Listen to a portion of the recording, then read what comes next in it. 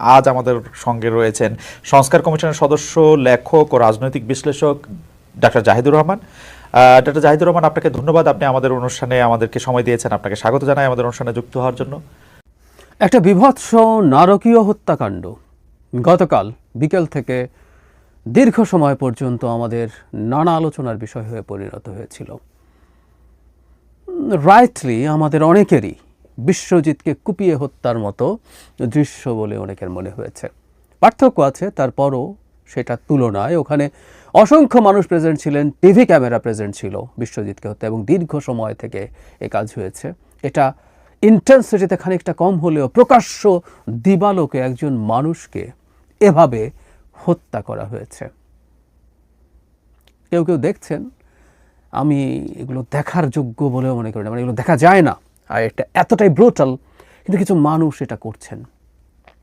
অনিবার্যভাবে অনেকগুলো ডাইমেনশন তৈরি হয়েছে, সবগুলো ডাইমেনশন নিয়ে কথা বলতে চাই, এবং একটা গুরুত্বপূর্ণ প্রশ্ন আসবে, কারণ এই হত্যাকাণ্ডের সাথে যিনি প্রধানত জড়িত তিনি বিএনপির অঙ্গ সংগঠন যুব দলের একজন কর্মী, এবং উনি শুধু তাই নয়, উনি কোনো গুরুত্বপূর্ণ পদ চাইছেন এরকম মিডিয়াতে দেখলাম। সুতরাং বিএনপির দায়ভার বা এই প্রেক্ষাপটে এই সিচুয়েশনগুলোতে বিএনপির কি করা উচিত, বা যে জায়গায় এসে ঠেকেছে সব কিছু বিএনপির কি করা উচিত, সেগুলো নিয়ে কিছু আলাপ করা দরকার আছে। কি কি আলোচনা সামনে আসলো, তার আগে একটা গুরুত্বপূর্ণ আলোচনা কম এসছে সেটা নিয়ে বলি, তারপর বিএনপি বা অন্যান্য ইস্যু নিয়ে কথা বলবো। দেশের আইন শৃঙ্খলা পরিস্থিতি এই জায়গায় এসে ঠেকেছে, একটা বিরাট কারণ সরকারের নির্লিপ্ততা। বহু জায়গায় আমরা দেখি, এটাও চাঁদাবাজির একটা কেস বলে বলা হচ্ছে, চাঁদাবাজির অভিযোগ, এটা সেটা, খুনের অভিযোগ, কিন্তু কোথাও আমরা সরকারকে খুব সিরিয়াসলি কাজ করতে দেখিনি। একজন স্বরাষ্ট্রমন্ত্রী আছেন, বলা হয় উনি ভালোই মানুষ, ইদানিং ভাইরাল হচ্ছেন, একজন পুলিশ সদস্যকে কি কি খেতে বলছেন, নামাজ পড়তে বলছেন, বোকা বোকা লুক নিয়ে সব কথা বলেন। হতেই পারেন তিনি সৎ মানুষ, কিন্তু আটারলি ব্যর্থ একজন স্বরাষ্ট্র উপদেষ্টা, কিন্তু তাকে সরানো হয়নি। মানে সরকার সেই ইচ্ছেও নেই যে না, উনি কিছু করতে চান, পরিবর্তন অন্তত এই বার্তাটা দেয় যে সরকার সিনসিয়ার। প্রধান প্রশ্ন হচ্ছে, সরকার কেন আইন শৃঙ্খলার এই পরিস্থিতি নিয়ন্ত্রণ করতে পারছে না? দেশে ল অ্যান্ড অর্ডার বলে আদতে কিছু নেই। আমি ব্যক্তিগতভাবে মনে করি খারাপ কর্মকাণ্ড তুলনামূলকভাবে কম ঘটছে। আমি শুনেছি কেউ কেউ বলছেন যে কোনো ক্ষেত্রে, সে ধরে নিলাম আমরা তাত্ত্বিকভাবে যে বিএনপির কোনো ক্রিমিনাল ক্রাইম করলো বিএনপি দলের কেউ, তারপরে ধরলাম বিএনপিকে তাকে অনেক ক্ষেত্রে তারা বহিষ্কার করলো, তারপর পুলিশ যখন ব্যবস্থা নিতে যায়, তারা অনেকেই নাকি অনেক বড় বড় নেতার ছত্রছায়া আছে, এবং বিএনপির কারণে তারা কাজ করতে পারছেন না। এইটা একটা সরকার অজুহাত দিতে পারে, প্রকাশ্যে কিন্তু দিতে হবে তাহলে, যে বিএনপি তাদেরকে পদক্ষেপ নিতে দিচ্ছে না। আর আমি পাল্টা প্রশ্ন করব, যে সরকার বিএনপির চাপে তার পুলিশ বাহিনীকে, বা এখন তো সেনাবাহিনী মাঠে আছে, তাকে ঠিকমতো কাজ করাতে পারে না, তাহলে সেই সরকারের ক্ষমতায় থাকার ন্যূনতম কোনো রাইট আছে? সেই সরকার কিভাবে এই দেশে একটা মোটামুটি ভালো নির্বাচন দিয়ে যাবে? ইতিহাসের শ্রেষ্ঠ নির্বাচন দূরেই থাকুক। তো সরকারের ব্যর্থতা নিয়ে আমাদের প্রচুর শোরগোল করতে হবে। এই ঘটনায় গ্রেফতার হয়েছে দেখলাম, তাতে কিছু আসলো গেল না, কারণ এই ঘটনাগুলো এত হয় কারণ এর আগে বহু ক্ষেত্রে সরকার কিছুই করে নাই, বহু ক্ষেত্রেই করে নাই। আমরা যে মবের আলাপ করি, কি ঘটেছে, কার বিরুদ্ধে কি করেছে, কিছুই করে নাই। ফলে একটা নৈরাজ্যের পরিস্থিতি আসলে ভালোভাবেই তৈরি হয়েছে। প্রচুর যে আলোচনাটা সামনে আসছে, যেটা খুবই মর্মান্তিক একটা, মানে অন্যায় আলোচনা এভাবেও বলবো, সেটা হচ্ছে এরকম যে এই যে মারা গেলেন, তিনি ভালো লোক ছিলেন না, তিনি হাজী সেলিমের ক্যাডার ছিলেন, তিনি বিএনপিতে রিসেন্টলি জয়েন করে, কেউ বলছেন উনি নিরীহ ব্যবসায়ী না, উনি বিএনপিতেও জয়েন করেছিলেন, হ্যাঁ এরকম ছবি টবি ঘুরে বেড়াচ্ছে, এবং তিনি নিজেও চাঁদা চাইছেন, অন্যকে আঘাত করছেন, এরকম সিসিটিভি ক্যামেরার ফুটেজও আমাদের সামনে এসছে। এই প্রবণতাটাও খুবই ভয়ঙ্কর। এটা একটা রাষ্ট্র গঠনের যে পথে আমরা যেতে চাই তার সাথে সাংঘর্ষিক। আমার একটা ব্লগের লেখার হেডলাইনের কথা মনে পড়ল, তখন ইলিয়াস আলীকে গুম করা হয়েছে। দেখতাম ব্লগে কেউ ইলিয়াস আলী ঢাকা ইউনিভার্সিটিতে থাকার সময় কী কী করেছেন ধরনের আলোচনা করে তার নামে অনেকগুলো কুৎসা দিয়ে বলার চেষ্টা করছেন যে তিনি খুব খারাপ মানুষ ছিলেন। তখন আমি একটা হেডলাইন আমার একদম স্পষ্টভাবে মনে পড়ে, ভীষণ খারাপ, কোট আনকোট, ইলিয়াস আলীর নিখোঁজ হওয়া কি জায়েজ? সুতরাং আমরা কেউ কখনো কোনোভাবে যেন এইরকম একটা বিভৎস মৃত্যু কার হয়েছে, তিনি কি সন্ত্রাসী নন, চাঁদাবাজ নন, আওয়ামী লীগ ছিলেন সেখান থেকে এখানে এসছেন, সে আলাপে যাওয়া অন্যায়। এটা আমরা করতে পারি না। এই মুহূর্তে অন্তত প্রশ্ন আসে না। স্পষ্টতই মনে হবে এই বিভৎসতাকে এক ধরনের ঢাকা দেওয়ার জন্য এটা হয়েছে। দ্বিতীয় কথা হচ্ছে, যিনি হত্যা করেছেন, যিনি হত্যায় কয়েকজন জড়িত ছিলেন, এবং এই হত্যাকাণ্ডটা এত বিভৎস, আমি বর্ণনা পড়েছি, আমি আবারও বলছি আমি এটা দেখতে পারিনি। বুকের উপরে উঠে লাফানো হয়েছে, পাথর দিয়ে মারা হয়েছে। মানে মৃত্যুটা নিয়ে যদি একটু কথা বলি, যে মৃত্যুর ধরন কেমন, কিভাবে কাউকে হত্যা করা হচ্ছে, এটাও ম্যাটার করে।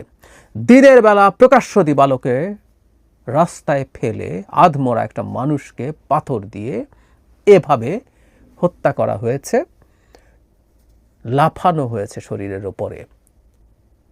ব্রুটালিটিটা কোন জায়গায় গেছে সেটা আমাদেরকে প্রমাণ দেয়। একই সাথে এটাও জরুরি কথা, কারো খুব হ্যাডাম না থাকলে কোথাও না কোথাও থেকে আমরা আসবো সেই জায়গায়, যে কারণে বিএনপির আলোচনা আসবে। সে প্রকাশ্য দিবালোকের রাস্তায় কাউকে এটা করতে পারে না, তার ইচ্ছে করলেও পারে না। সে জানে তার কোথাও একটা হ্যাডাম আছে, সেটা করতে পারে। এই লোকও, যিনি হত্যাকাণ্ডের নেতৃত্ব দিয়েছেন, তিনিও আওয়ামী লীগেরই লোক ছিলেন, এখন বিএনপির সাথে এসে যুক্ত হয়েছেন, এই আলাপও কেউ করছেন। তো কি হলো, কেন হলো এই আলাপ? প্রশ্নই আসে না এসব আলাপ করার। এই ঘটনাটা পর আবার একটা বিভৎস আলোচনা করা শুরু হলো। দল হিসাবে বিএনপি শেষ হয়ে গেছে, বিএনপিকে শেষ করে দিতে হবে, বিএনপির আর কোনো কিছু থাকতে পারবে না, এই আলাপ করা। এই জায়গায় আসবো, এটা অন্যায়। বোঝা যাচ্ছে কেউ বসেই ছিল এরকম কিছু ঘটার, সো দ্যাট বিএনপিকে শেষ করে ফেলা যায়।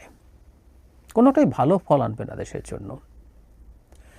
বিএনপির লোকজনের চাঁদাবাজির অভিযোগ দীর্ঘদিন থেকে আছে। আমি আমার অনেক ভিডিওর ভেতরে এসব নিয়ে কথা বলেছি। অবশ্য কারো কারো ক্ষুব্ধতা আছে যে আমি সেটা নিয়ে কেন প্রতিদিন বলি না। আমি অনেক বিষয় নিয়ে, একই বিষয় প্রতিদিন, আমি মব নিয়ে যতবার বাজে মব হয়েছে ততবার কথা বলেছি। কেউ কেউ মনে করেন যতবার চাঁদাবাজি হবে আমার ততবার কথা বলার কথা ছিল। না বলার কারণে আমি বিএনপির দালাল হয়েছি অনেকের কাছে। I don't mind.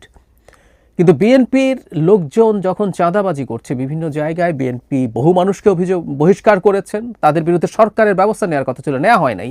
কিন্তু আমি তারপরও বলছি, দেশে মব যা করছে, বিশেষ করে ইসলামের নামে ধর্মের লেবাস, এগুলো কোনোটাই ধর্ম না। এটা প্রত্যেকটা সব লোকজনকে আমি ধার্মিক বা ধর্ম বিশ্বাসী বলতেও প্রস্তুত নই। এটা আমি না, ইভেন খুব গুরুত্বপূর্ণ ধর্মগুরুরাও বলেছেন।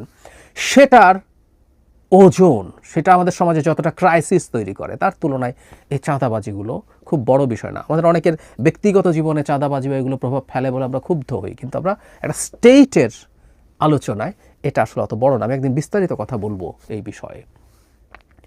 কিন্তু এই চাঁদাবাজি বা রেন্ট সিকিং অর্থনীতির ভাষায় সেটা শেষ পর্যন্ত এই জায়গায় এনে ঠেকিয়েছে।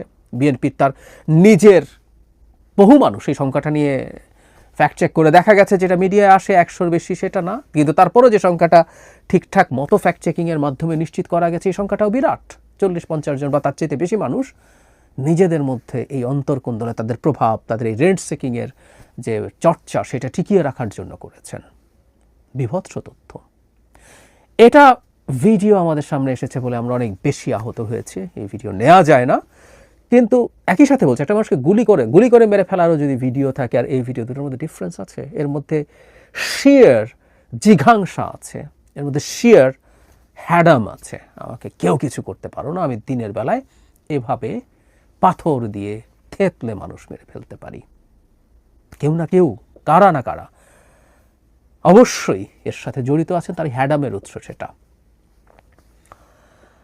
দীর্ঘদিন থেকে বিএনপির বিরুদ্ধে নানা ক্যাম্পেইন চলছে। অনেক ক্যাম্পেইনের ক্ষেত্রে এটা করবে বিএনপি, যেহেতু রাজনীতি করে, মাঠে অপর রাজনৈতিক দল যেহেতু আছে, এখন তারা কেউ যথেষ্ট সুযোগ পেলে করতো কি করতো না আলাপের চাইতে। এটা ফ্যাক্ট যে বিএনপি, আবারও বলছি, বিএনপির লোকজন যে ধরনের অপরাধে জড়িয়েছে, বিএনপি নিজে প্রমাণ আছে, কারণ বিএনপি নিজে বহিষ্কার করেছে কয়েক হাজার এই ধরনের নানা রকম অপরাধের কারণে। এখানে বহিষ্কার সম্পর্কে বলি, এই পুরনো ঢাকার ঘটনাটার বহিষ্কারটাও একটু বিএনপির দিক থেকে অত্যন্ত দায়িত্ব জ্ঞানহীনতা বলবো আমি। সেটা হচ্ছে, তারা গতকাল তাকে বহিষ্কার করেছেন, অথচ এই ঘটনা ঘটেছে তার 2 দিন আগে। কেউ কেউ বলেন মিডিয়ায় আসেই নেই ভাইরাল হওয়ার আগে, এটাও ঠিক না। মিডিয়াতে কোনো মেডিয়াতে আমি দেখেছি, মেইন স্ট্রিম মিডিয়াতে, পত্রিকাতে এটা আগেই এসছে। এরপর ভিডিওটা পাওয়ার পর আবার নতুন করে এটা নিয়ে কথাবার্তা হচ্ছে। তো বিএনপির তো জানা উচিত ছিল যে এই রকম ঘটনা ঘটেছে এবং মিডিয়াতেও এসছে। এই তীব্র শোরগোল হওয়ার আগে, ভিডিও ভাইরাল হওয়ার আগে বিএনপি তাকে কেন বহিষ্কার করেনি, এই প্রশ্ন আমরা করতে চাই। এবং বিএনপি এখানে এটা অ্যাপ্রিসিয়েবল, বিএনপি বহুবার ট্রুলি তাদের এই বহিষ্কারের সাথে সাথে অপরাধীদেরকে ধরার জন্য আলাপ সামনে এনেছেন।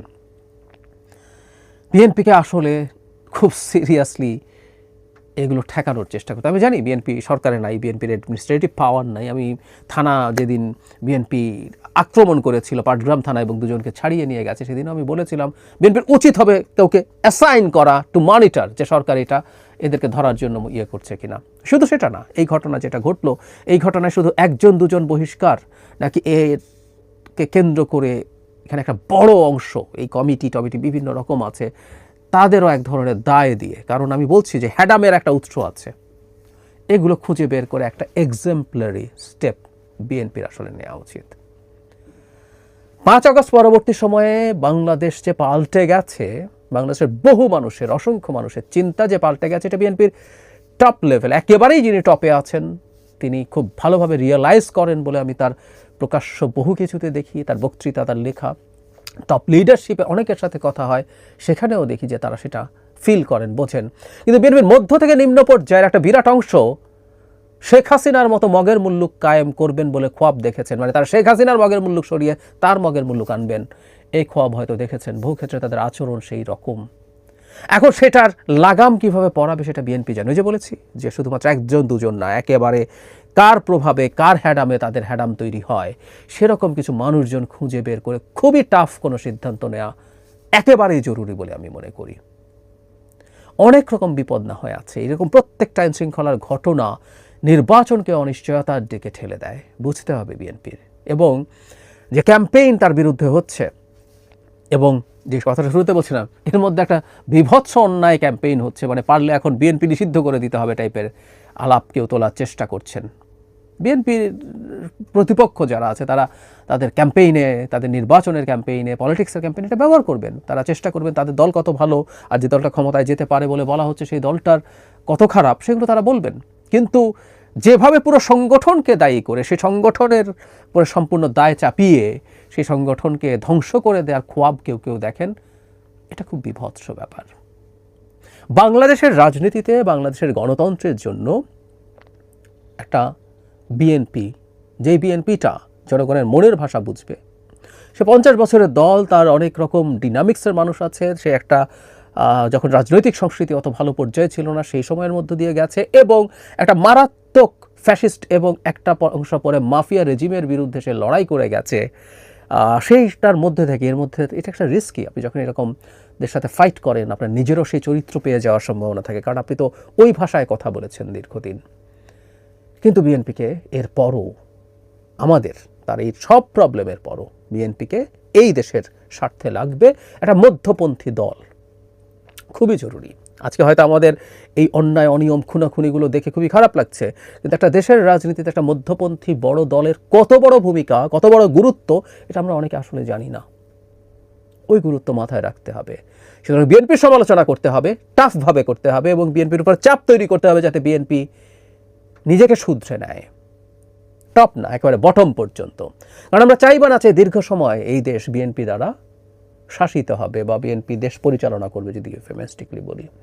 সুতরাং বিএনপিকে ঠিক আমাদের স্বার্থেই করে নিতে হবে, কিন্তু কোনোভাবেই এরকম আলাপ আমরা যেন না করি যে এটা দিয়ে সব শেষ হয়ে গেল, এই পার্টিটাকে শেষ করে দিতে হবে। এগুলো যদি আমরা করতে যাই, বাংলাদেশকে যারা গণতান্ত্রিক পথে দেখতে চায় না, মূলত তাদের পারপাস আমরা সার্ভ করি, এটা হতে পারে না।